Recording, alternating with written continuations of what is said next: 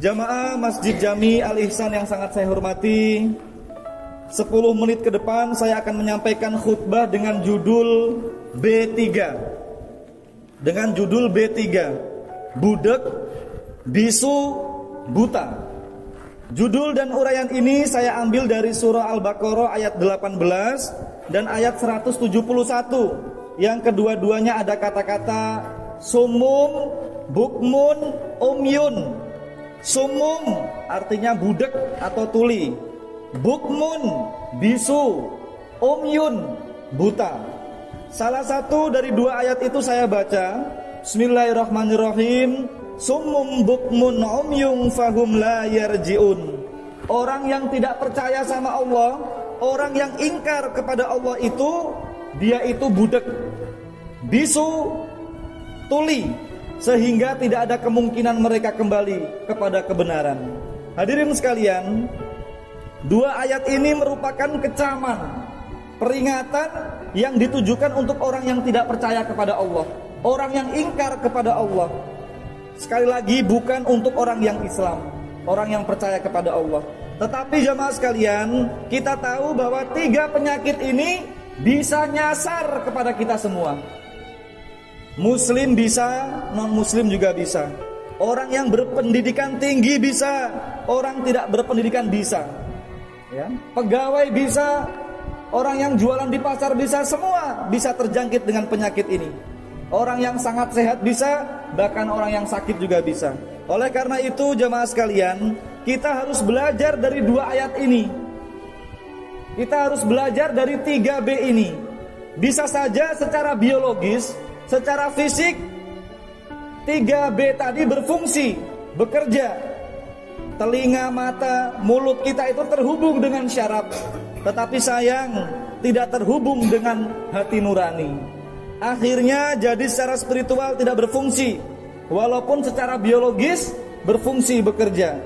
Jadi menurut ayat ini jamaah sekalian, kalau orang itu sudah budek, sudah bisu, sudah buta, maka yang pertama, orang itu akan susah menerima kebenaran. Yang kedua, la ya'qilun, orang itu tidak bisa bekerja, tidak bisa berpikir cerdas dan jernih. Jamaah sekalian yang sangat saya hormati, saya ingin memerinci, ingin menjelaskan secara rinci yang disebut budek itu apa saja, yang disebut bisu itu apa saja, yang dimaksud buta itu bagaimana. Yang pertama, orang budek itu antara lain ditandai mendengar azan, tapi seolah-olah tidak mendengar azan. Lalu sholatnya ditunda-tunda sampai menjelang masuk waktu berikutnya, atau bahkan ditinggal karena alasan-alasan yang tidak dibenarkan. Dia secara biologis bisa mendengar, telinganya tidak budek secara biologis, tapi pendengarannya itu tidak dihubungkan dengan hatinya, sehingga panggilan Allah melalui azan itu seperti tidak bisa didengar sama sekali. Orang budek itu susah menerima nasihat orang. Justru kalau nasihatnya tidak cocok dengan nafsunya, nasihat itu dilawan. Itulah yang disebut budek, hati nuraninya budek. Orang budek itu juga tidak bisa mendengar keluhan-keluhan pasangannya, tidak bisa mendengarkan keluhan istrinya, suaminya, tidak bisa mendengar keluhan orang lain, tidak bisa mendengar keluhan atasan dan bawahan. Lalu dia seperti hidup di hutan yang tidak ada manusia yang bersuara. Ia benar-benar tuli, benar-benar budek dari semua lini kebenaran. Jamaah sekalian yang sangat saya hormati, yang kedua, orang bisu.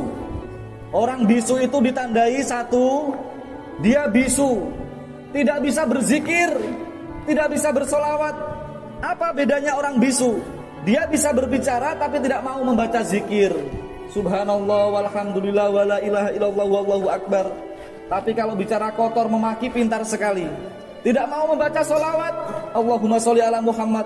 Orang itu bisu. Orang bisu itu orang yang pelit, bahkan tidak pernah mengucapkan terima kasih kepada orang yang berbuat baik kepadanya.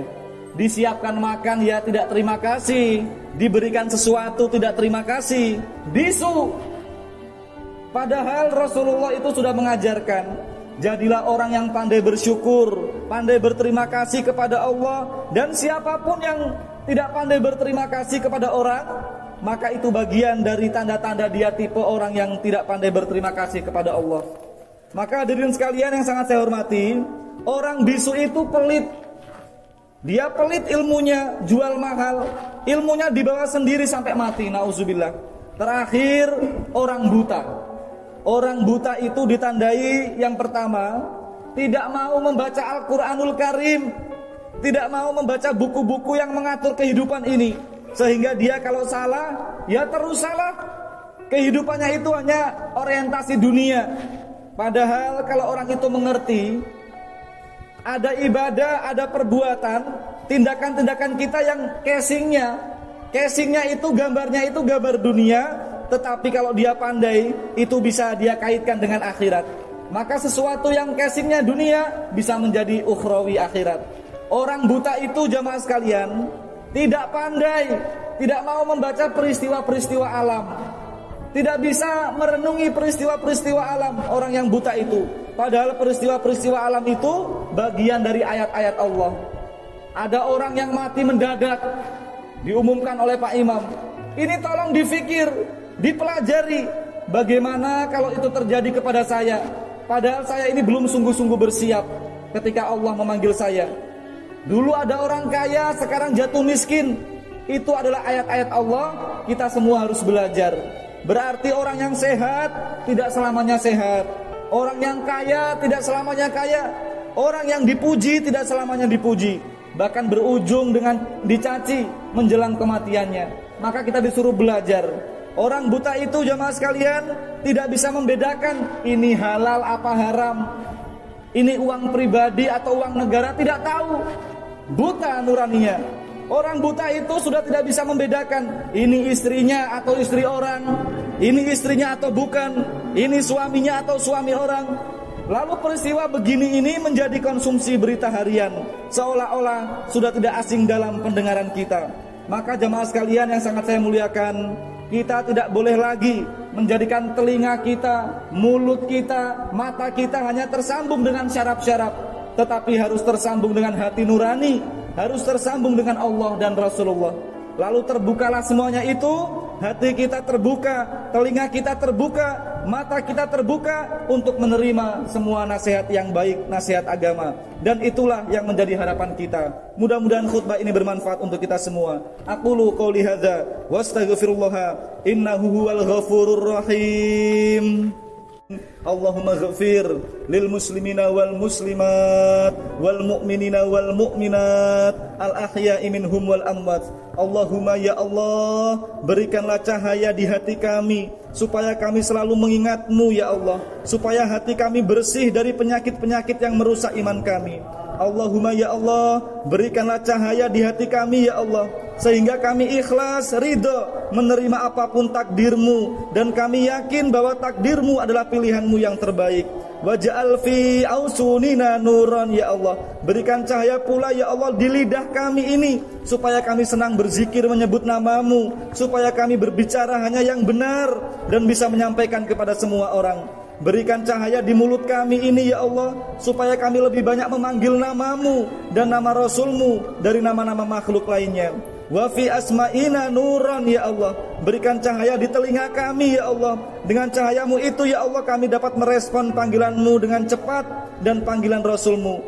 Dengan cahaya-Mu di telinga kami ya Allah, kami bisa senang menerima nasihat dari semua orang. Dengan cahaya-Mu di telinga kami bisa menjadi pendengar yang baik atas keluhan orang dan mendengar yang Engkau ridhoi. Allahumma ya Allah, berikan cahaya juga di mata kami, supaya kami senang membaca Al-Quran dan buku-buku yang bisa menambah keimanan kami.